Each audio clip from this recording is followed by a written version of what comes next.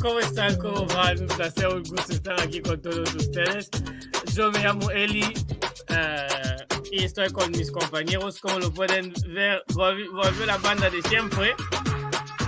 Estoy aquí con Juan Pablo, que llega a un estado de ánimo igual al de Peñarol en el torneo uruguayo. Ya. Encima me hacen hablar de una de las mejores épocas de Peñarol, que yo no viví porque nací en el 89. En diciembre del 89 nací yo.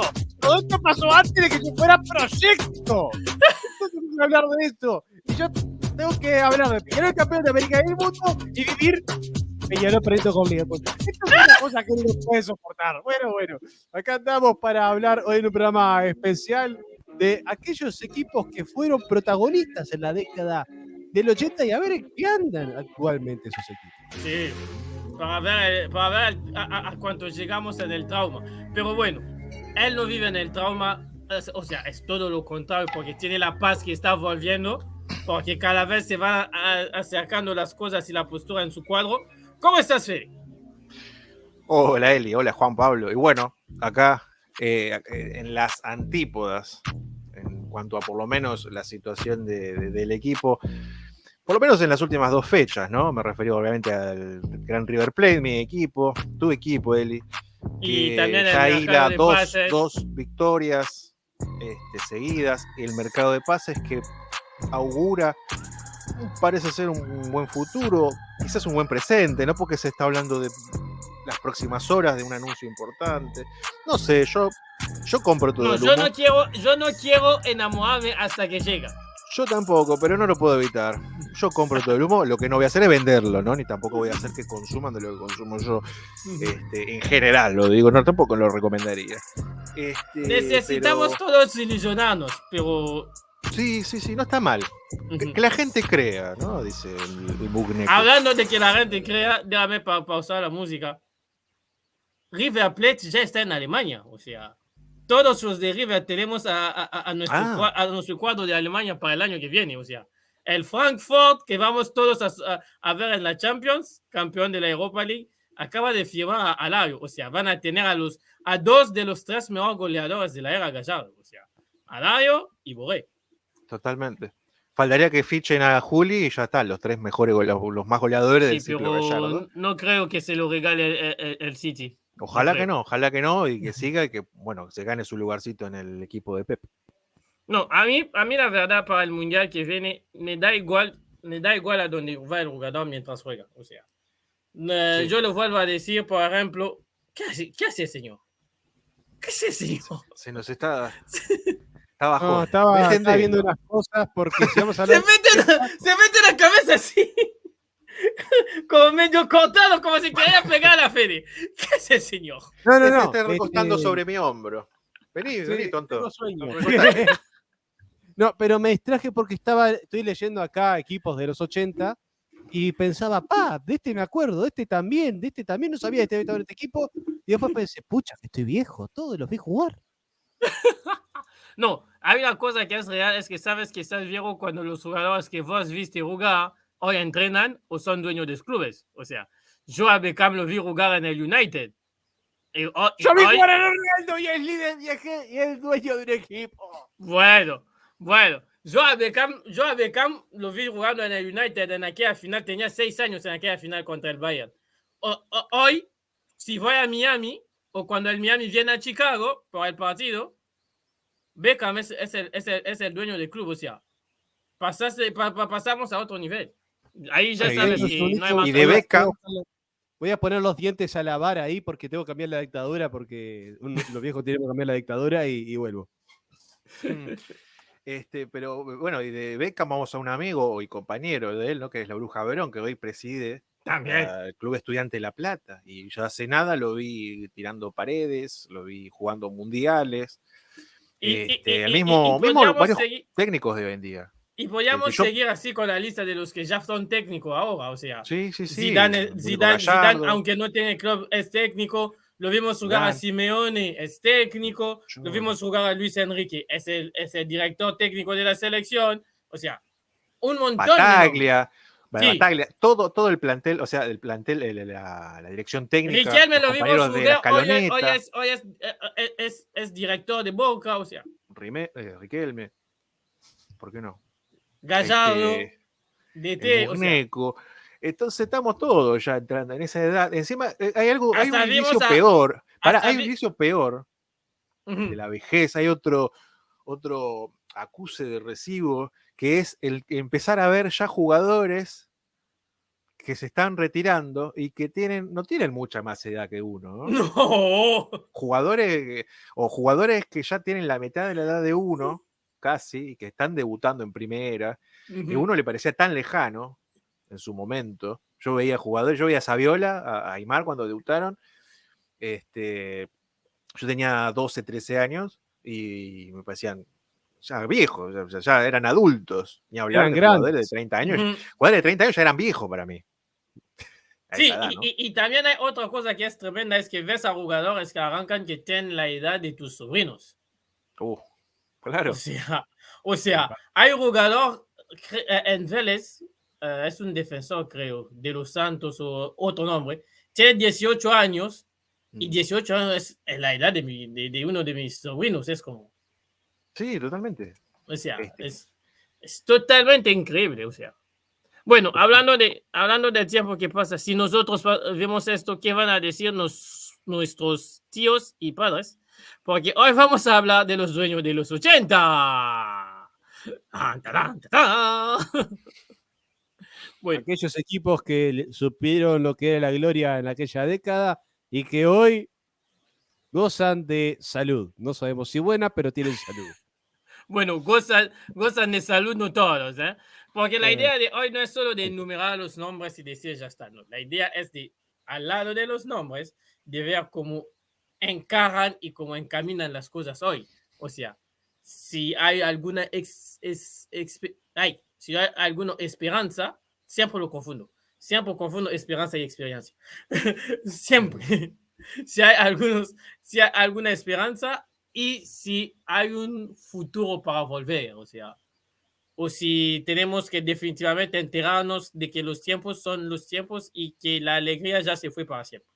Bueno, señor que tiene la lista, todo suyo. Bien. Espera, tengo que encontrar la música. Mientras tanto, vende un poco. Tengo que Por favor, encontrar la música. director, la cortina. Mientras tanto, vende un poco. Empezamos un poco con la venta de humo. Y empezamos con la década de los 80 y empezamos por la Copa Libertadores de 1980. Copa que fue ganada por el Club Nacional de Fútbol. Segunda Copa Libertadores en su historia, que fue en una final contra Inter de Porto Alegre. Como dato anecdótico, Uruguay para aquel momento, sin contar la del 80, ya contaba con 4 Copas Libertadores. La de 60 de Peñarol, 61 también de Peñarol, 66 Peñarol de vuelta, no quiero decir contra qué equipo fue la final, River, y 71 de Nacional. Pero esta fue la primera, la del 80, fue la primera Copa Libertadores que ganó el equipo uruguayo en el Estadio Centenario. Que fue el 6 de agosto. Que Nacional venció 1-0 a Internacional de Porto Alegre en el Estadio Centenario. En su estadio en la cancha de Peñarol, siempre confundo. ¿Quién es quién? ¿Cómo? ¿El campeón del siglo es la de Peñarol o la de Nacional? Peñarol. La de Nacional se llama Gran Parque Central. ¡No! Sí. O sea, ¿Peñarol dejó que el Nacional venga a ganar el trofeo en su casa? No, porque fue en el Centenario. Uy. El Centenario no es de ninguno de los dos. Uy. Y es más, el Estadio Campeón del Siglo se creó literalmente en 2016. Por años Peñarol no tuvo estadio. Y por muchos años Nacional ni siquiera usaba el Parque Central. De hecho, desde 1930, que fue cuando Porque yo conozco clubes que se dicen grandes, pero que cuando les tocó abrigar la Copa del Rey sin ellos, dijeron que el estadio no podía porque tenía que arreglar los baños. No sé. Supuestamente porque sabía que el clásico rival tenía más potencial para ganar.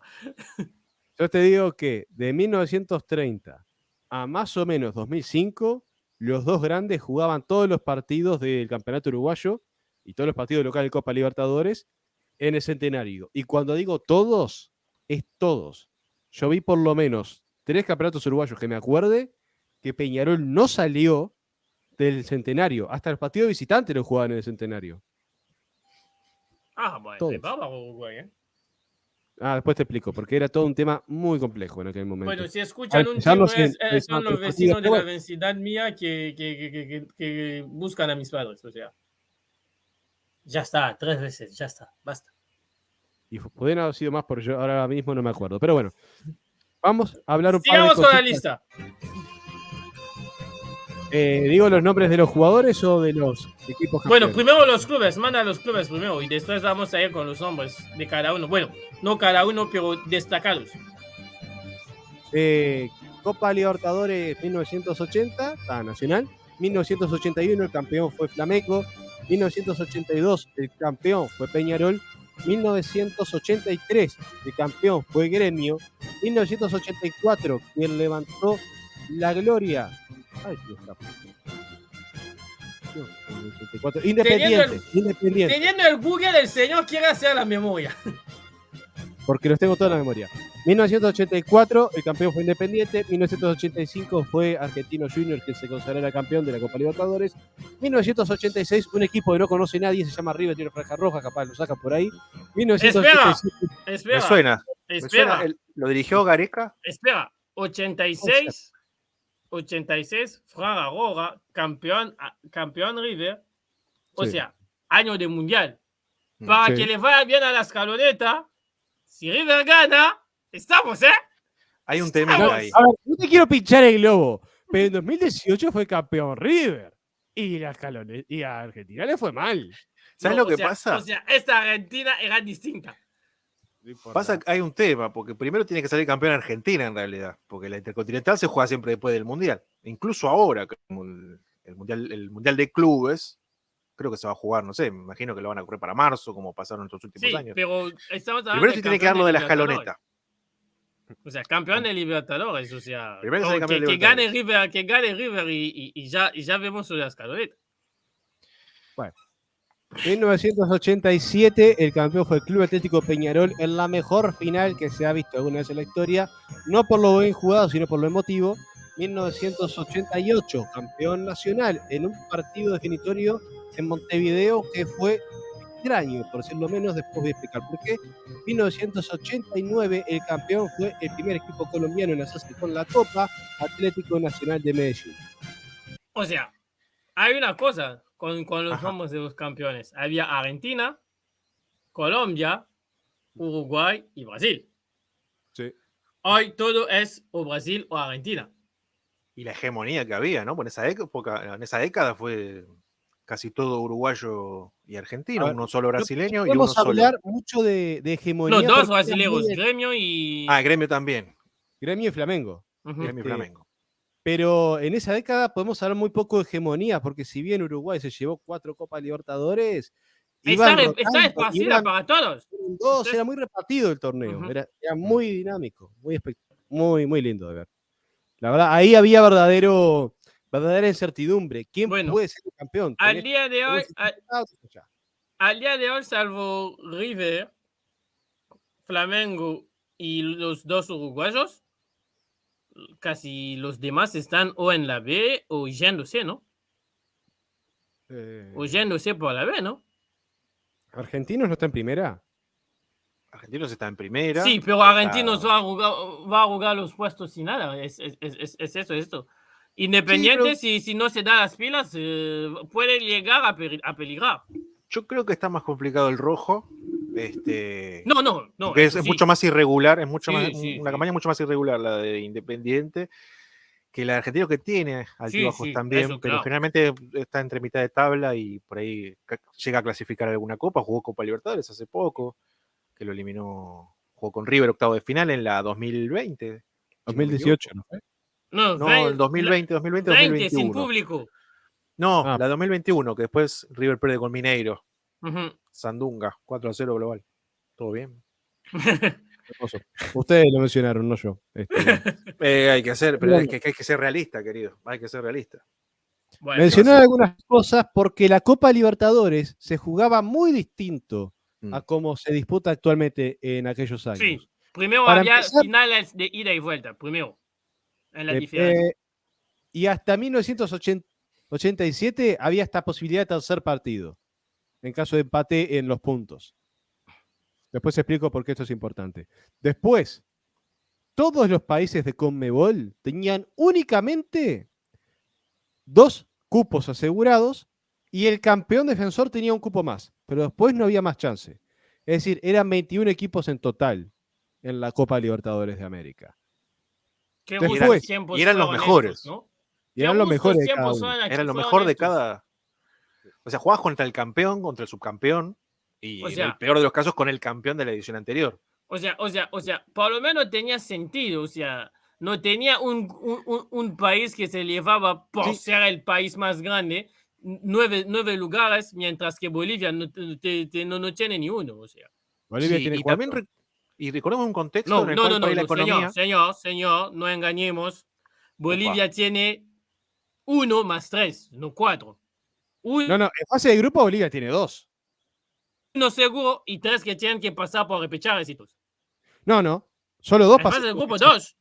En fase de grupos todos los países de Sudamérica tienen mínimo 2. Y 2 pasan por repechaje. En fase de grupos el campeón y subcampeón. ¿Bolivia? Bolivia tenía Bolivia 2. también. Todos. Argentina. Espera. ¿En serio? Fíjate, pero el campeón y subcampeón. Aparte de Independiente, ¿quién más era de Bolivia en esta edición? Strongest. No, Strongest no, estaba de antes. No me acuerdo ahora, pero todo ¿Estuvo Always Strongest ready. en esa Always edición ready. y no me di cuenta? Always ready. Strongest estuvo, sí. ¿Y qué otro de su grupo? Fue Sudamericana. ¿Sí? Sí. Ah. ¿En qué mundo vivo A ver, yo? podemos decir que las ligas de Bolivia, Venezuela y Perú son Sí, más débiles. The Strongest. Ah, sí. The Strongest es el famoso partido donde meten 5 a Paranaense. Sí. Está. Sí. Y las digamos los 3 peores ligas de Sudamérica, que son Venezuela, Perú y Bolivia. Las 3 tienen 2 equipos mínimos. Bueno. Uruguay no pierde contra esos cuadros. Pero Uruguay puede dar pelea. Con lo que vimos este año, Uruguay puede dar pelea. Sí, pero todavía no nos ganaron. Todavía les ganamos. Todavía no somos tan malos. Bueno, viendo el tema, porque la fase de grupos también era distinta como se sorteaba. No era todo un lado, no era que se sorteaba que no podía repetirse el país. Todo lo contrario, eran los 2 equipos de un país contra 2 equipos de otro país. Por dar un ejemplo, en la Copa Libertadores del 80, el grupo 1 tenía los equipos de Argentina enfrentando a los equipos de Perú. En este caso fueron Vélez y River contra Sporting Cristal. O sea, lo que hicieron con el grupo de Peñarol este año. ¿Cómo? Lo que hicieron con el grupo de Peñarol ese año. Si Olimpia, Colón hubiera Cerro. Bueno, si Colón hubiera sido uruguayo, sí, tendríamos dicho que sí. Pero bueno, el grupo 2 de Nacional tenía a Nacional y Defensor de Uruguay y a The Strongest y Oeste Petrolero de Bolivia, y así sucesivamente. Después, importante, solo el primero de los 5 grupos avanzaba al grupo semifinal, donde se sumaba el campeón defensor, Olimpia en este caso. Eran 2 grupos de 3. Y los 2 primeros, el primero de cada uno de estos grupos, pasaba a la final, que eran a ida y vuelta, y en caso de que terminara en empate, en puntos, no goles, los goles a favor no importaban para esto. Es verdad. Empates en una final, ¿cómo lo haces? ¿Cómo? Empate en puntos en una final, ¿cómo lo haces? Uno gana un partido, otro gana otro partido, y desempate. ¡Ah! Es que era todo como una fase de grupos, en realidad. Sí, como que nunca había un mata-mata, por decirlo de alguna forma. Para los más casi como un mini round robin sería. No, déjame poner eso. Para los más experimentados que no se dieron cuenta, yo no soy de Sudamérica, o sea, mi cultura en la Libertadores es muy reciente. Por ahora. Año 90 año 98 por aquí, así que todas las de los 80 no me acuerdo. Y sí, por ahora, Fede, no te preocupes, por ahora. Y segundo, yo las finales así en África lo vimos como una vez. O sea, creo que en el 74, cuando gana el Congo la Copa de África, es la única vez donde se da eso. O sea, juegan 2 partidos y llegan a un tercer partido. O sea muy raro. En Uruguay, en la Copa Libertadores era bastante común. Igual los goles tenían una importancia en ese tercer partido. Porque en caso de que, por decir algo, un equipo ganaba su partido 2-0, el otro ganaba su partido 2-1, en caso de que el tercer partido terminara en los 90 minutos y el alargue empatados, con esa diferencia de goles, el que tenía 3 goles marcados era el campeón. ¿Dónde estaba Infantino durante este tiempo? A él que le gusta añadir partido a los jugadores. No tengo ni idea, pero en aquel momento no existía Gianni Infantino. Y después explico por qué la Copa Libertadores del 87 es tan importante y tan recordada en la historia de Peñarol. Bueno, pero también es importante, ¿no?, remarcar esto y recordar este formato, porque muchas veces cuando por ejemplo, se habla de las Libertadores que ganaba Estudiantes, Peñarol en aquella época, Independiente, cuando se ganaban muchas seguidas, pues decía, pero qué vivo, ganabas la Copa y ibas directamente, clasificabas directamente a la semifinal. Siendo que una semifinal en ese contexto mucho más brava que una semifinal de ahora, que es un partido, son 2, los ganás y ahí vas a la final, no es lo mismo. Sí, pero además otra cosa, Independiente, su tetracampeonato, primero tuvo que llegar a la final, pero después los otros 3 años ya estaba en el grupo semifinal. Era ganar ese grupo, que tenía un cuadro para hacerlo, y después ganar la final, que para Independiente era relativamente fácil. De hecho, Independiente es el único equipo que disputó más de una final de Copa Libertadores y las ganó todas. Llegó a 7 finales, las ganó, nunca perdió una final de Libertadores Independiente. No, es verdad. Para vos, para ustedes, ¿qué les parecería? Independiente es el Real Madrid, o sea, para la gente de Europa que no entiende. En Conmebol sí. Sí, vos hay que pensar que acá, para compararnos con el Real Madrid, algunos de nuestros equipos, tenemos que fusionarnos. O Boca con Independiente, o River con Independiente. Bueno, Boca Independiente, no sé si. Boca y River no, y Boca Independiente tampoco creo, porque Independiente, si hay algo que realmente no quieren ver hasta que vuelvan a ganar, que Boca gane una Libertadores. O sea. Y bueno, pero es lo único que nos queda para acercarnos y decir, bueno, tenemos una grandeza como la del Real Madrid. Necesitamos 2 equipos por lo menos. Sí. Es una locura. Bien. Bueno, en Palma, eso. Yo te digo del tema de llegar a las finales. O sea. Bueno, es otra cosa.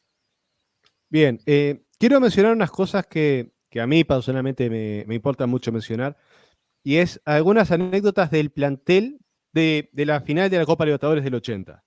Primero, Inter de Porto Alegre, todos saben, está ahí en Porto Alegre, muy cerca de Uruguay.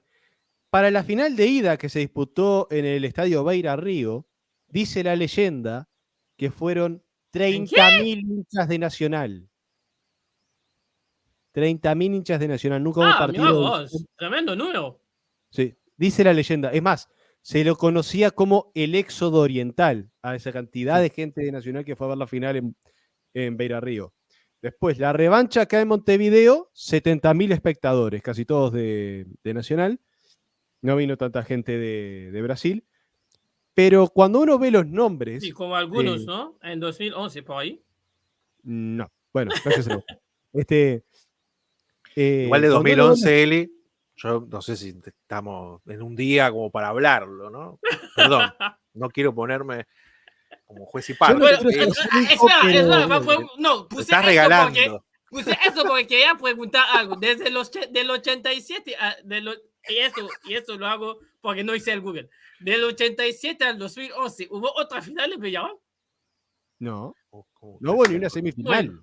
Bueno, al costado, qué habilidad para sacarse de encima. Lo único que voy a... Por eso algunos jugaban con Redman cuando bailaba en la línea ahí. Yo solo voy a decir que hay cosas que bajan en la vida. Hay cosas que bajan. Y en 2011 cosas bajaron. ¿Vio? Cosas que pasan. ¿Cómo vas a perder casi 30 años sin finales?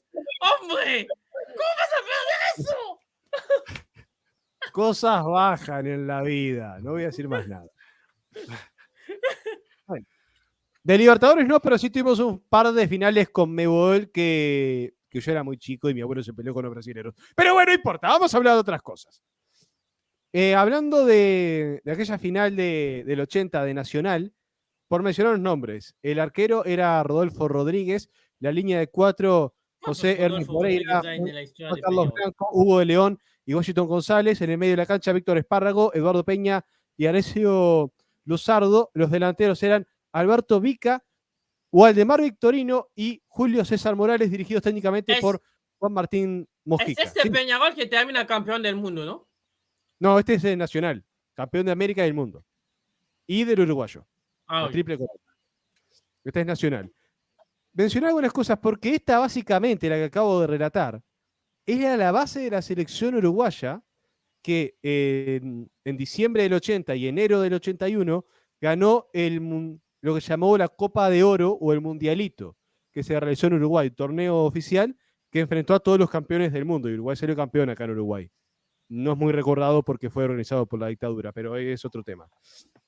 Después, por mencionar un par de... Hay algo que es raro, o sea, todos los títulos en esta década de los 80, cuando son de Uruguay o de Argentina, hay a veces algunas suspicias de la historia política que la gente no quiere mencionar y prefiere olvidar, o sea. Sí, sí. Pasa que son recuerdos muy, muy tristes. Esto es un dolor muy, muy grande, una herida. No, y se entiende. Bueno, volviendo al tema. Julio César Morales, Cascarilla Morales, uno de los delanteros más importantes. ¿Quién? Un jugador Julio César Morales. Julio César Morales, Cascarilla Morales, le decían. Espera. Ese nombre me parece familiar con alguien. Espera. Julio César Morales. Sí. Es el quinto goleador histórico de la Copa Libertadores con 30 goles. Un disparate. Y Waldemar Victorino, no sé si ustedes se acuerdan, en Uruguay había un zaguero que se llamaba Mauricio Victorino. Este es el tío. Sí. Waldemar Victorino es el tío de Mauricio Victorino. Y después, Hugo de León, el defensa central y capitán de aquel Nacional, tiene un récord muy particular. Es el único jugador que como capitán salió campeón de la Copa Libertadores con 2 equipos distintos, siendo capitán en los 2 equipos. Uno fue Nacional y el otro fue Gremio en el 83. No es ese que después vuelve en Uruguay y no puede pisar una cancha porque ya no le daban el cuerpo o algo así. No, vuelve a Uruguay, juega con Nacional la Libertadores del 88, sale campeón, después vuelve a Uruguay, no me acuerdo cuál era ese, que voy a decir no me acuerdo ahora, pero no era Hugo de León. Que de hecho sea de paso, tan grande es su leyenda en Nacional que no se dice Hugo de León para referirse a él. Vos en Nacional decís el Hugo y todo el mundo sabe de quién estás hablando. Oh, bueno. Así de grande. Vos decís el Hugo y hay que ponerse de pie. Sí. Claro. No solo es bicampeón acá como, qué sé yo, vas a Boca y hablas de Román y van a saber enseguida quién es. Acá en River, el Beto. Sí. Bueno, último dato que tiro de esto. Juan Martín Mojica, el entrenador de Nacional, fue el primer caso que se dio de una persona que fue campeón de la Copa Libertadores como jugador y como entrenador con el mismo club. Porque fue campeón de la Copa Libertadores del 71 con Nacional como jugador y en el 80 como entrenador. Muy bien. Por favor, córtenme porque yo empiezo a hablar de historia de fútbol y no paro. Bueno, 2 horas. Bueno, déjame nada más aportar algo del plantel del 86 de River que fue campeón. En este plantel del 86 de River, si no me traiciona la memoria, hay por lo menos 2 que fueron campeón del mundo después. Sí, Goicoechea y Ruggeri. No, Goicoechea no fue campeón del mundo, fue subcampeón. Los que estuvieron con la selección argentina y fueron campeones en México 86 fueron Óscar Alfredo Ruggeri, cabezón, y el negro Enrique. Sí. Gran socio, el que le dio el pase, que todos lo subestiman, pero el pase de la jugada del siglo empezó por él, o sea, fue toda su inventiva. Plantel de River de este año que era totalmente de argentinos, salvo por 4 jugadores que fueron todos uruguayos. Antonio Alzamendi, Rubens hormiga Enrique Saralegui. Navarro, Mario Saralegui y Nelson Gutiérrez. ¿Qué nombres acabas de mencionar? ¿Qué nombres acabas de mencionar? No quiero pensar mucho en eso porque estoy media hora hablando, perdón. Bueno, Pero suma. ¿Por qué no? Copa Libertadores. no, de dale sobre la anécdota de Saralegui y avanzamos. No, porque Saralegui es un tipo muy pintoresco, o sea, fue entrenador No, de Liverpool. de entrenador fue lo mismo. Ya. Fue entrenador de Liverpool y lo destituyeron después de ganar un partido nacional, con las gallinas va bala. Es una persona muy especial, Mariolo Saralegui. Pero bueno, olvidemos eso y pasemos a la Copa Libertadores. Bueno, espera, antes de pasar, yo te pregunto, hoy por hoy, sí. ¿A dónde piensas que Nacional tiene que mejorar para no volver a estar allí arriba, pero tener un proyecto cercano a estos mares? Porque recordamos que en esta edición de la Libertadores, ni pasó de la fase de grupo. De hecho, es el único uruguayo que va a seguirme, pero en Sudamericana. Sí. A ver, yo creo que con Pablo Repeto, si bien de los últimos partidos que jugó de Libertadores fue flojo, los últimos partidos que ha jugado en Campeonato Uruguayo, Nacional ha levantado mucho su nivel. Está con Fernando Curruchet trabajando en formativas, para mí la mejor persona para trabajar formativas en todo el Uruguay. De hecho, fue él el que formó a Jorge Arrascaeta, fue él el que formó gente como Darwin Núñez, es formado por él. Es esta persona o sea, dentro de 2 años, si sigue en Nacional, agárrate Peñarol, que salen las joyas. Sí, van a salir de ahí. Una especie de Rey Midas de las inferiores. O sea, Más o menos. Lo que toca es oro, casi literalmente. El tipo es muy inteligente, sabe trabajar muy bien. Las formativas de Peñarol, que salieron campeonas de la Sub-20 este año, de la Libertadores Sub-20 este año, son trabajadas por él. El Chino Recoba está trabajando con la tercera división de Nacional, o sea, los juveniles están a punto de subir al primer equipo, están siendo dirigidos por el Chino Recoba, o sea, no se me ocurre mejor técnico posible, porque el tipo es brillante. Nacional está encaminando todo para conseguir resultados deportivos en base a sus jugadores de formativas. Y Pablo Repeto es un tipo que sabe trabajar muy bien con esa clase de jugadores, les está dando minutos de calidad en el primer equipo y de a poquito Nacional está empezando a agarrar un nivel de juego que lo veo bastante por encima de la mayoría de los equipos uruguayos. Peñarol, no, yo coincido contigo. La semana pasada, antes de que grabáramos, yo te decía que yo ya veía mucha mejora en Nacional que lo que vimos en Libertadores. O sea. Lo que ha mejorado Nacional es increíble en este rato. Por darle continuidad a un proceso técnico que al principio no llenaba el ojo, pero ahora ya los jugadores están convencidos de lo que están haciendo y lo están dando. Bueno. Yo creo que si Nacional sigue por este rumbo, apostando sus formativas, tratando de nutrirse de ellas y reforzándolos con jugadores de experiencia en algunos puestos clave, no te digo puede llegar a ser campeón de la Libertadores, pero sí es ser protagonista y pasar la fase de grupos asiduamente como lo voy a ir haciendo y quizás volver a ganar en mata-mata, porque la última vez que ganó fue en 2009. 2009 fue la última vez que ganó un partido por octavos o cuartos de final. Desde entonces que no gana, pero ahora sí. Todavía ni siquiera fue Nacional. Proyecto. Dios mío. Nacional. Porque hace poquito le ganó a Independiente del Valle. Pero fue por penales. Fue por penal, lo decís directamente. Fue 0-0 acá, 0-0 ya. Empate. Sí. Bueno. Vuelva a ganar. Háblame del Flamengo campeón. Porque esta historia de Flamengo tiene una historia de maldición detrás, ¿no? También, ¿no? Más o menos, tiene cosas turbias. Decir que Flamengo llegó a la final de la Copa Libertadores del 81, que se enfrentó a un equipo chileno, no el primero en llegar, pero uno que llama la atención el nombre. Pues yo les pregunto, equipo chileno llega a la final de Copa Libertadores, ¿qué nombre se les viene a la mente? Bueno, ¿quieres los clásicos o esto es muy sorprendente? Es muy sorprendente. Bueno. ¿Vos tirame el clásico? No. ¿Everton? No. Antofagasta. No. Cobreloa. No Cobresal, pero Cobreloa. Cobreloa llegó a 2 finales de Copa Libertadores. La primera fue contra Flamengo. Yo no sabía que Vos existía preguntabas, Cobreloa. Yo Eli. sabía que Cobresal existe, ¿eh? Club Deportes Cobresal existe en Chile, eso sí, sí que lo sé. Bueno, vos preguntabas, Eli, ¿cómo puede ser que haya empate en puntos? Eso se dio en esta final. Flamengo ganó 2-1 en Maracaná ¡Oh! ante Espera, Cobreloa. Sí. espera. Canario. Sigue existiendo el Club Deportes Cobreloa, pero están en segunda división. Sí, por eso te decía, es una cosa sorprendente que Sí. eso haya Y ha llegado. tenido. Sí, o sea, como ha todos tenido su los presencia. desde los 80 que estamos hablando, casi otros casi ya no están en primera. En los 2000 ha sabido tener sus participaciones en Copa también, igual.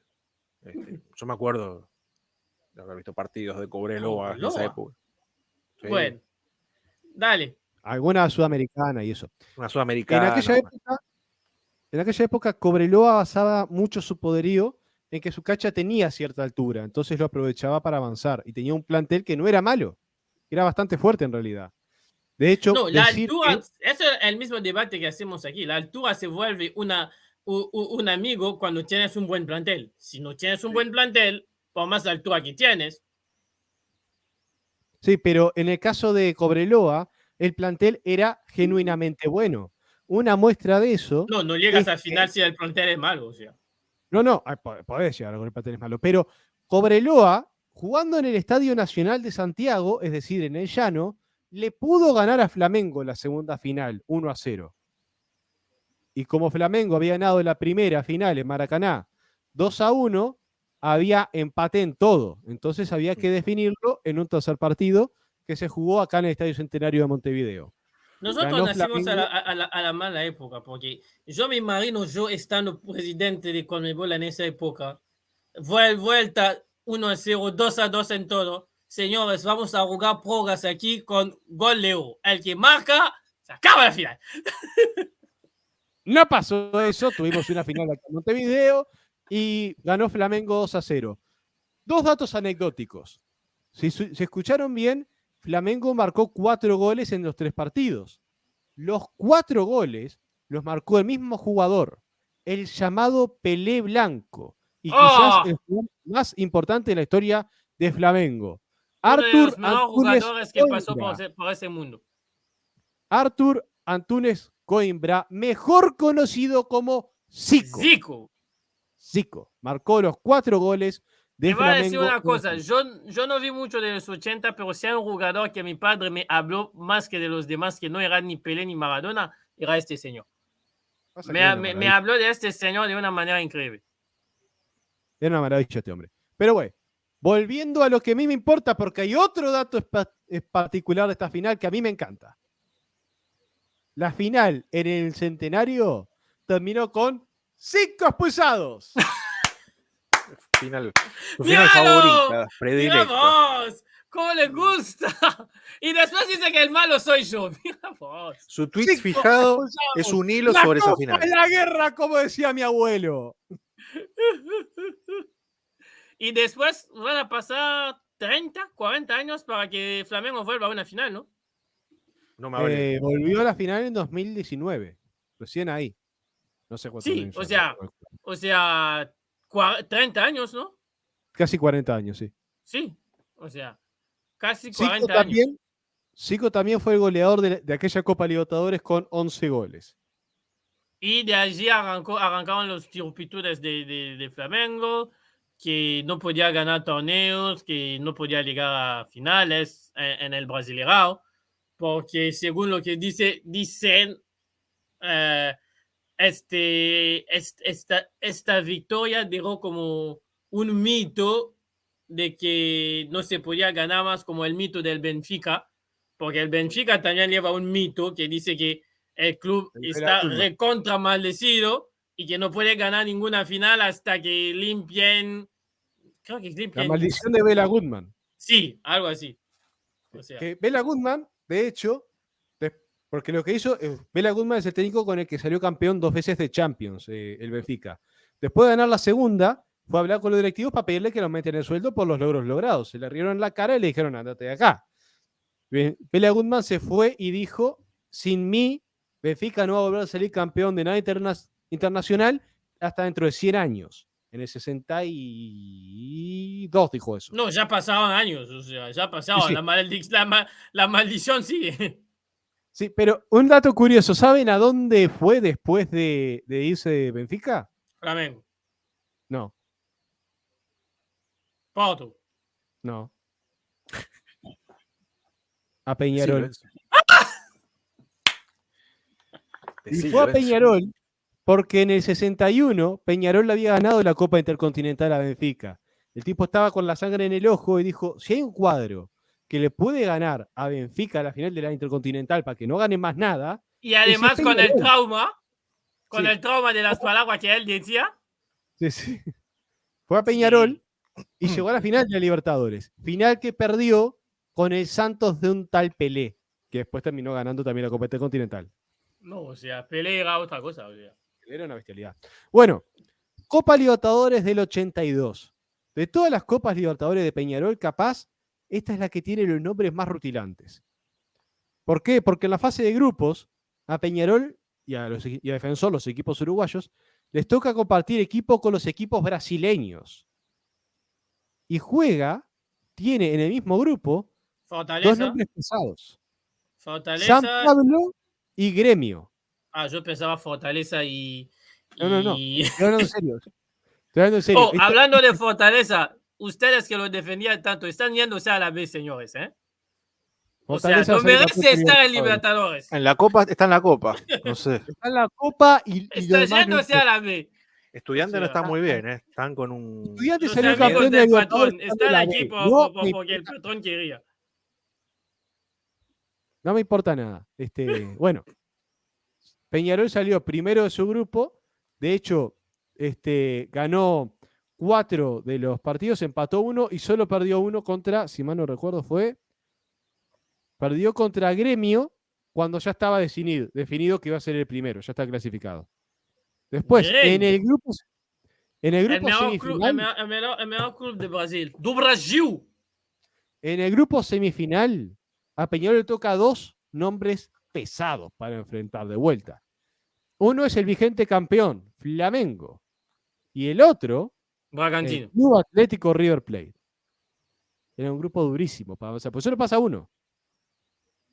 Y sin embargo, ese Peñarol logra los 4 partidos ganarlos. 4 partidos jugados, 4 ganados. 8 goles a favor. No, explica bien lo de 4 partidos. ¿Cómo? Explica bien que era ida y vuelta y que tocaba contra... Sí. Porque si no queda como muy raro para la gente. Perdón, como estoy hablando de Copa Libertadores de los 80, le tengo muy masticado, complica.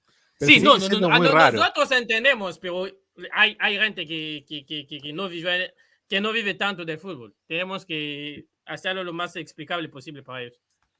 Sí, ahora me estoy dando cuenta de un pequeño detalle. Este grupo se jugó en los 3 estadios más importantes de Sudamérica. El Monumental, el Maracaná y el Centenario. Sí, en Argentina el más importante es el River. O sea. Sí, no es el chiquero que nos quieran inventar, pero bueno. Bueno, la final. Que esta es la final. Esta es la copa del jugador que yo les pasé el interno, porque hay un jugador clave. ¿El que traigan toda la afición? Sí, el que trajo la afición, Fernando Morena. A ver. Va a buscar si encuentro el audio para meter el sonido, porque me parecía muy chistoso. A Morena lo traemos todos. Busca a Morena, lo traemos todos. Sí. Y es cortito. Fede, ¿vos escuchaste la historia o la cuento acá de vuelta? No, estoy atento. Está. Bien. Pasó que en la década del 70, Peñarol tuvo un jugador impresionante, el máximo goleador hasta el momento de la historia del fútbol uruguayo, que fue Fernando Morena, un tipo que hacía goles de todo tipo y color. Fue campeón de Uruguay varias veces, goleador, pero que el récord de goles hechos era de 32, él lo batió 33, y al año siguiente lo volvió a batir, 36 goles.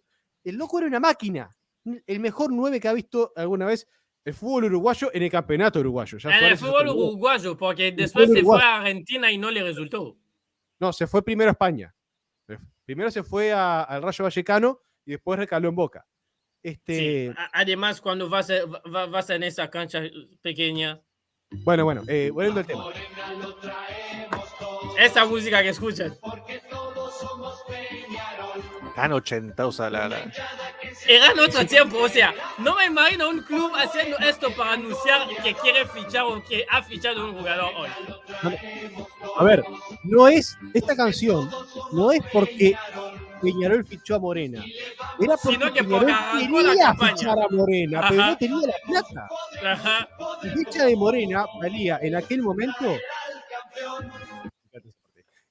Valía en aquel momento $1 millón. Lo que llevado a hoy son $3,5 millones. Peñarol, ni en aquel momento ni hoy, tenía esa plata. Entonces, ¿qué hizo? Recurrió a sus hinchas para que pusieran la plata que faltaba. Se abrió una caja de ahorro y toda la hinchada de Peñarol puso hasta completar $1 millón para pagar la ficha de Morena, que terminó viniendo a Peñarol. De hecho, el diálogo que él tiene cuando él llega emocionado, con lágrimas en los ojos, a fines del 81, dice: nunca nada me pasó ni me sucederá que iguale esto, porque desde que yo llegué al aeropuerto de Carrasco... No, era una locura de este señor. ¿Cómo? Era una locura lo de este señor en Peñarol. Era como, para darle una idea a las generaciones de hoy, era como Mbappé en el PSG. O sea, era su club, en su ciudad, en su país. Todo él. Él era Peñarol, básicamente. Te diría que incluso más. No sé cómo es más que Mbappé, porque Mbappé no arranca su carrera en el PSG. Morena sí que arranca su carrera en Peñarol. Morena arranca su carrera en River de Uruguay. Primero lo quería comprar. Primero por eso no le fue bien en Boca. Primero el tipo se ofreció para jugar en Nacional, porque era hincha de Nacional. Pero le dijeron: mirá, tenemos a Julio César Morales, 9 no precisamos, podés jugar de 11. Y el tipo dijo: ni en pedo. Y después vino Peñarol y sí, y fue a jugar a Peñarol. La historia, ¿se acuerdan de la historia que les dije, no? Del famoso 9 que cuando jugaban los clásicos en mi país y que yo estaba me traumatizaba, ¿no? Él también. Sí. Él también era hincha del mismo club que yo. Pero en mi club ya había otros 9 y él no tenía caída. Bueno, es lo que se dice que pasa con Diego Latorre, que se dice que era hincha de River, pero fue figura en el Boca de los 90 y en una época, en una década en la que Boca se cansó de ganar de clásicos y Latorre se cansó de hacerle goles a River. El ex entrenador de Adosivi siempre fue hincha de River. Aunque es uno de los mejores goleadores de la historia de Boca. Se lo emparenta más con Estudiante, porque jugó ahí también. No sabía eso, lo de River. No. También se decía eso de Mellizo. Entrevista cuando se va a España. Le hacen una entrevista donde él realmente dice que si tiene que volver en Argentina, volvería en el club de sus amores. Y lo preguntan cuál es ese club y él dice River. Mira, no lo sabía, no lo tenía. Un último detalle de esto de Morena. El tipo cierra su presentación diciendo: si yo en el momento en que me fui a Rayo Vallecano hubiera sabido que la gente de Peñarol me quería como me quiere, no me habría ido nunca. ¿Sabes cómo explotó el Palacio Peñarol cuando dijo eso? Todo el mundo se puede llorar de la alegría a aplaudir. Sea, los uruguayos saben vender con una cosa. Hay algo curioso, trayendo esto al futuro acá, donde estamos nosotros ahora, ¿no? Nosotros somos joyas del futuro, así que tenemos para el presente. Esto, ¿cómo se vería ahora una situación así, con las facilidades que hay hoy en día? Porque, por ejemplo, se puede abrir una cuenta, se comparte un CBU y con 2 botones, con 2 clics, puedes hacer una transferencia, que es como que se hace mucho. Esto que contaba Juan me hace acordar a algunas campañas que hacen algunos influencers. Hay un chico que se llama Santi Maratea, que es muy conocido acá en Argentina, que hace colectas. En este caso son beneficencias porque son para causas por ahí más nobles, si se quiere. No deja de serlo, lo de tener un jugador, pero por ahí más humanitarias. Lo que hace Santi es muy para aplaudir, porque Santi resolvió muchas crisis que los gobiernos no pudieron en Argentina. Claro. Entonces, ¿cómo se vería, no? Y también teniendo el tema de las redes sociales que facilitan esta información, que se llegue, no sé, como si sería motivo de burla. No sé, cómo. O sea, hay un club, no me acuerdo cuál, pero creo que la historia se pasa en Alemania. Hay un club donde era o bancarrota o que los hinchas hagan, ¿cómo se llama el sitio web? Ay, Dios. Hay un sitio donde puedes hacer estas cosas. ¿Quién? Creo que fue el Borussia Dortmund el que vos decís. Ajá. Hicieron una colecta a todos los hinchas más la aglomeración para que el club siga estando teniendo el título de profesional. Porque vamos a estar claro, contrariamente quizás en esta parte del mundo, hay parte del mundo como en Europa donde el club de fútbol o el club de rugby o el club de deporte que sea es la única atracción de la ciudad. Si lo perdes, la ciudad desaparece del mapa. Totalmente. Bien, volviendo al tema de la Copa, perdón, porque esta es mi salsa, entonces no me cuesta salir. No, adelante, dale, tenemos 10 minutos más, dale. 10 minutos y tengo que repasar 8 copas más. Bueno, vamos. No vamos a repasarla toda. La idea era, no era solamente de repasar, era también de saber de dónde están hoy, o sea. Porque yo no te pregunté sobre los brasileños, porque por más que lo sigas, Flamengo hoy por hoy está haciendo bien, o sea, no podemos decir que Flamengo mejora en algo, o sea. No podemos, vamos a hablar de la del rojo, porque me parece podemos pasarlo directamente al rojo. Bastante. Terminamos la de Peñarol con la pregunta, o sea, ¿en qué tiene que mejorar Peñarol? Bien, comento nada más por arriba, Morena terminó pagando con goles, incluso el de la final contra Cobreloa, la ida en Uruguay terminó 0-0 y la revancha la gana Peñarol en Chile con un gol de él, así que termina siendo el triunfo de Morena, el triunfo de Peñarol con el gol de Morena, que termina siendo también el goleador de Peñarol y de la Copa, con 7 goles.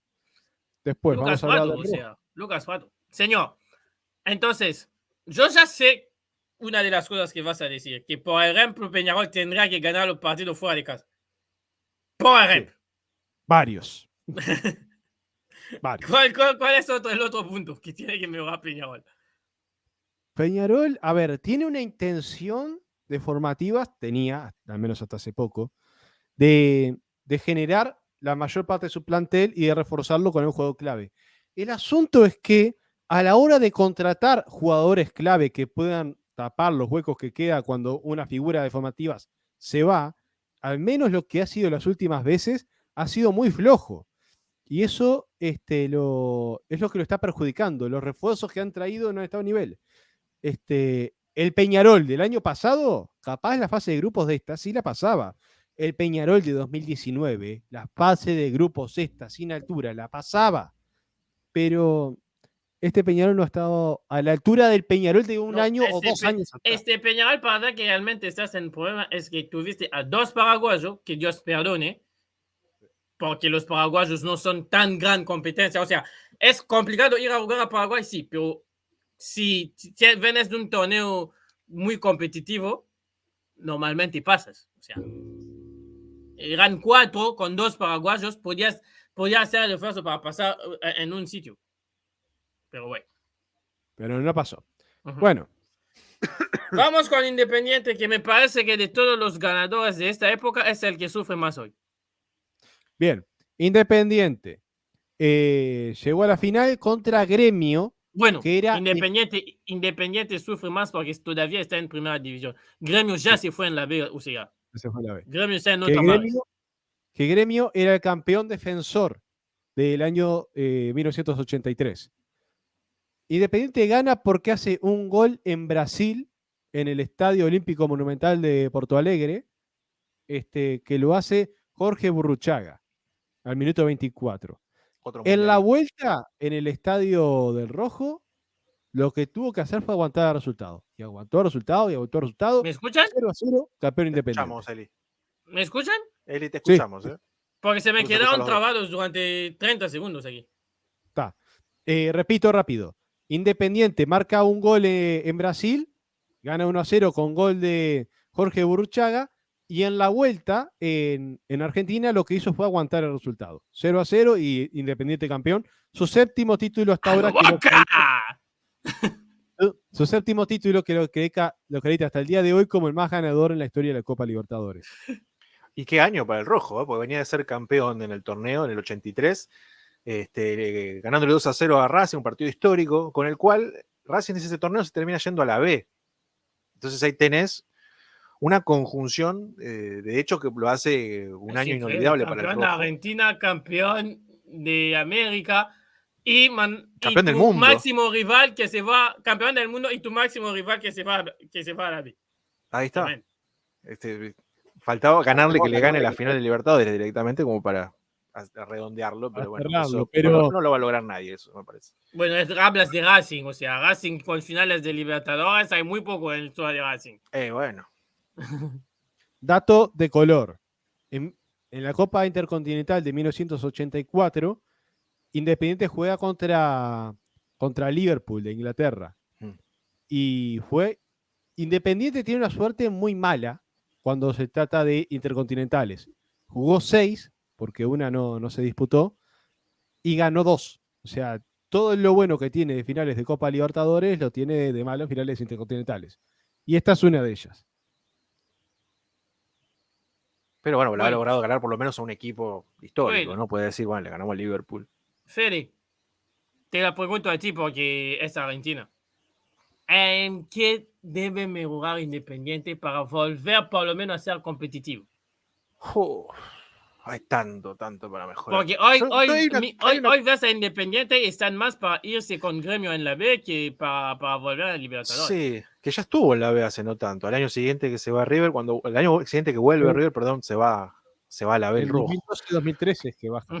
Exacto. Y es el mismo año que se fue con San Lorenzo, ¿no? San Lorenzo no. O San Lorenzo fue después. San Lorenzo jugó la promoción, pero juega la promoción el año que asciende River. Juega la promoción con Instituto, uno de los dos, tres equipos que tuvo cabeza a cabeza con River. Es el año de antes. Para empezar, el problema puede ser de raíz. No me quiero meter a hacer política con un club del cual tampoco soy hincha, pero desde lo dirigencial, evidentemente algo no anda bien. No puede ser que de 5 jugadores que se pretendan, 3 se vayan a rivales directos, 2 se los soplen rivales directos y que los pases se caigan por no llegar con los plazos al primer pago siquiera. Evidentemente hay un problema ahí en lo económico, después hay un problema en lo deportivo también, en no respetar los proyectos. ¿Cómo? Por eso hay que valorizar lo que hizo hay que valorar lo que hizo Marconi en volver. Por ejemplo, Marconi. Y respetar los procesos, ¿no? Porque se había encontrado por ahí un juego no tan vistoso, no es como el tipo de juego que nos gusta a nosotros, como lo fue el de Julio César Falcioni, pero que había logrado una cierta regularidad, una cierta solidez defensiva, como nos tienen acostumbrados los equipos del Emperador. Pero esto de ir cambiando de técnico constantemente, cambiando la nómina de jugadores, es muy difícil tener. A ver, ahora está con un presente por ahí con Domínguez flojo. Pero por ahí de golpe, si se empiezan a respetar los procesos, no debería tirando estar. 6 meses más. Su mandato ya estaba terminado. O sea, deberían haber elecciones ya. Estamos hablando de los Moyanos. Sí. La presidencia, no de Domínguez. Bueno, y ese es otro tema. Pero es como decía al principio, el problema puede ser de raíz. Hay que ver con una dirigencia nueva, un cambio de aire, pues ya son 8 años, si no me equivoco, de una relación con el hincha muy desgastada. Pero después hay otra cosa que me gustaría, que está bueno también, que tenía ganas de charlarla y debatirla acá, que son el tema de los formatos, ¿no? Por ahí, ¿qué les parecería a ustedes? Perdón por responder con una pregunta, pero de volver a un formato en el que los que se enfrenten sean los mejores, los campeones. Que haya campeón, o de última hasta un tercer puesto.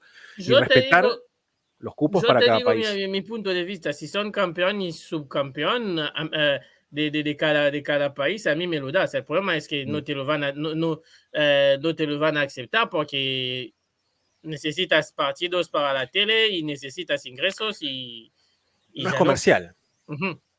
Comercialmente no es rentable. Porque si hablas de nivel, tendría más nivel que sean solamente el campeón y el subcampeón. Sí, pero vamos a fantasear un poquito. Hagamos de cuenta que se puede, que tenemos la infraestructura. Bueno, ¿quién mandamos en Argentina para arrancar? Porque Argentina en un año tiene a 3 campeones. ¿Quién vamos a mandar? No, y bueno, que se defina como se hace en los otros países. Por ejemplo, bueno, en Uruguay puede haber 3 campeones. Y simplemente 2 son los campeones. No, miento, hay uno solo que sería el campeón legítimo. De la tabla anual. De la tabla general o el campeón de campeones. Pero digo, pues, A ver, vamos a el ver más gran países. tema es que las Copas Libertadores que estamos repasando Sí, empezaban a fines de febrero, principios de marzo y terminaban a fines de julio, principios de agosto. ahí está. O sea, es una copa muy corta. Y ahí los clubes no sentían las pérdidas de las Rojas porque estaba acoplado para poder vender a los jugadores a Europa sin problema. No, lo que pasa es que Porque las también fechas en el eso, calendario eso, no, concordaban. Pero aparte en la década de los 80 era no había las distinto. ventas que hay hoy en día. Era distinto porque no estaba esta ley que ahora se me escapa el nombre que hay en Sí, Europa. la ley Botman. La ley Botman, que permite que esté cualquier cantidad de gente allá. Entonces, el jugador que se iba a Europa era porque era brillante. Era porque era una cosa espectacular. Sí. Ley Y como Bosman, futbolista, así se vivías llama. y La morías ley, en tu país, la ley en cuestión es la ley Bosman. La ley Bosman, para los que descubren el fútbol, la ley Bosman es la ley que dice que un jugador tiene la libertad de firmar contrato con el club que quiere a donde sea en el mundo una vez que su vínculo se ha vencido o está a punto de vencerse. No, pero va un poco más allá, porque en Europa, si tenés pasaporte comunitario de la Unión Europea, cosa que hacen todos los jugadores cuando van para allá, puede haber cualquier cantidad de jugadores comunitarios de la Unión Europea en un equipo europeo. ¿Eso qué quiere decir? Que un uruguayo va a jugar a España, saca el pasaporte español y ya es como si no contara, como si no fuera extranjero, como si fuera comunitario. Eso que termina haciendo que no solo los equipos poderosos pueden llevar extranjeros, todos los equipos pueden llevar extranjeros y por algo hay chorrocientos jugadores extranjeros jugando en las ligas de Europa. Y por eso se llevan a todos por Europa. Porque si fueran los 80, Luis Suárez seguiría jugando en Nacional y capaz Cavani se había ido a Peñarol o seguía en Danubio. No lo sabemos. Pero esos jugadores de altísimo nivel se habrían quedado acá, excepto alguno que habría ido a jugar al exterior. Para mí Suárez habría ido. Y para explicarlo bien, lo que está diciendo Juan Pablo, salvo en Inglaterra, donde tienen una ley distinta, porque en Inglaterra cuesta como entrar ahí si no tienes el pasaporte comunitario. Esto en los 80, el traspaso era uno de 20 jugadores. Por eso hacía que los jugadores más importantes se quedaran en el continente. O sea, ¿había necesidad de plata por aquel tiempo? Sí, pero la ley no permitía tanto traspasos. Para hacerlo claro. Y aparte, todo era más barato. No se manejaban las cifras. No había un pase de $1 millón. O había muy pocos. Era dificilísimo ese día. No eran cifras de las que estamos acostumbrados a ver hoy. Bueno, y también la economía de los países latinos era mejor en aquel momento que ahora. No. Bueno, ¿te parece si te doy uno más y ganamos lo que queda para la segunda parte de la semana próxima? Porque a mí me gustó el tema y no quiero que perdamos nada, ni nosotros ni la audiencia. Mencionamos entonces, ¿te parece al campeón del 85, el Argentino Juniors? Sí, vamos. Que menciono esta curiosidad porque está buena.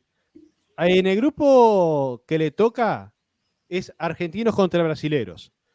El otro equipo que jugó esa Copa Libertadores fue Ferrocarril. ¡No! ¡Digamos! El Ferro de Grigol. El club de los amores del papá de Fede. Que terminaron empatados en todo. 6 partidos jugados, 4 ganados, 1 empatado, 1 perdido, pero por 2 goles avanzó Argentinos Juniors. Así que, quién sabe, Ferro pudo haber sido campeón de la Libertadores. Había 4 clubes en un grupo y pasaba uno, o sea. Era una locura eso. Una locura de lo difícil que era avanzar. Bueno, Argentinos Juniors después avanzó a la semifinal del grupo A contra Independiente y Blooming. Blooming de Bolivia. Donde avanza como primero. Juega 4 partidos, gana 2, empata 2 y avanza. Contra el equipo que se convertiría en el cebollita, más cebollita de la historia del cebollita de la Copa Libertadores. América de Cali. ¿Qué caso es ese? Que te escucha Jürgen y su familia. No me importa. Perdió su derecho a réplica. Sí, totalmente. Lo voy a invitar la semana próxima para venir a hablar de América de Cali. Vas a Para que ver. responda. Cuando hablamos Que de dé esto, yo explicaciones, dije, loco. cuando hablamos de esto en el grupo, yo dije, tienen que venir colombianos para hablar de la América de Cali. Lo Sí, único que vamos a escribirle para la semana próxima. Lo único que comentaron fue ¡y! ¡No me más! Vengan y defiendan su honor, si es que lo tienen. Bueno, hay que también aclarar que Jürgen no es de la América de Cali, o sea. No sé, pero el fútbol colombiano quedó pegado todo. Bien, volviendo al tema. Argentinos Juniors ganó la primera final en Argentina, en el Estadio Monumental de Buenos Aires, por 1-0. América gana en el Pascual Guerrero 1-0. Así que tercer partido de desempate en el Defensores del Chaco de Paraguay. 1-1 y penales. 5-4 gana Argentinos Juniors. El que erró fue Anthony de Vila, el cuarto penal para el equipo de América de Cali, así que se consagró campeón el conjunto, el bicho colorado de... ¿Bicho colorado? Bueno. ¿Le dicen o me estoy correctísimo? Sí, bicho colorado de la paternal. Sí. Ah, bicho de la paternal o bicho colorado, sí. Mm. Hay una cosa aquí hay que precisar, o sea, primero América de Cali perdió casi todas las finales y segundo, Todas. en Libertadores hay dos clubes con quien si llegas a la final tienes que sí o sí ganar porque así es la ley. Uno es Alianza Lima y el otro es América de Cali. Si no ganas es realmente que sos mal. A ver, Alianza Lima nunca estuvo en una final, así que no puedes decir que en la final. Sí, por eso te digo. y con la América de racha que Cali llevan por de lo 10 menos años tiene sin ganar a nadie. América de Cali por lo menos tiene 4 finales disputadas, yo qué sé. Bueno. ¡Y tenían un yankee! ¿Qué? Argentinos Juniors tenía un jugador estadounidense. ¿Cómo se llamaba? Renato Corsi. Ah, bueno. Yo El primer jugador estadounidense jugar la Liga Argentina. Salió campeón un yankee de la Copa Libertadores. Dios Los mío. yankees son latinos, hombre. ¡No son latinos! No hablan una lengua latina. Para ser latinos tienen que hablar una lengua latina. O que venga del latín. Señor, hay una discusión en el grupo de WhatsApp que usted se perdió. Sí, No la vamos pasé a por mandar a alto. meterla aquí porque ya son La pasé tiempos. por alto. Pero el idioma que hoy domina es el inglés. No vamos a mandar a meterla aquí porque ya son tiempos. Pero yo quiero decir esto. En Estados Unidos hay más gente que hablan español que en Perú, Uruguay, Venezuela, juntos. ¡Chao! ¡Nos vamos! Cómo la tira al costado, esa habilidad para el despeje. Qué buen defensor. Las cosas que hay que escuchar. Gente, después de por qué trabajar por el patrón del mal es difícil, que viene con estas cosas. Te dice que Estados Unidos es un país latino. No entiendo nada. ¡Va a contar Más allá de eso, hoy tocamos un tema que a mí personalmente me apasiona, que es la historia del fútbol. Hablamos de aquellos campeones que fueron hitos, que marcaron historia. Llega la primera parte, hay que mencionar eso. Primera parte de la Copa Libertadores en la década de los 80. Hoy repasamos los primeros 4, nos salteamos a Gremio. Perdón, yo sé, después te voy a dedicar algo. Pero bueno, más allá de eso, repasamos un poco de historia y nos preguntamos por qué estos equipos hoy no están teniendo un presente como se puede tener en aquel momento.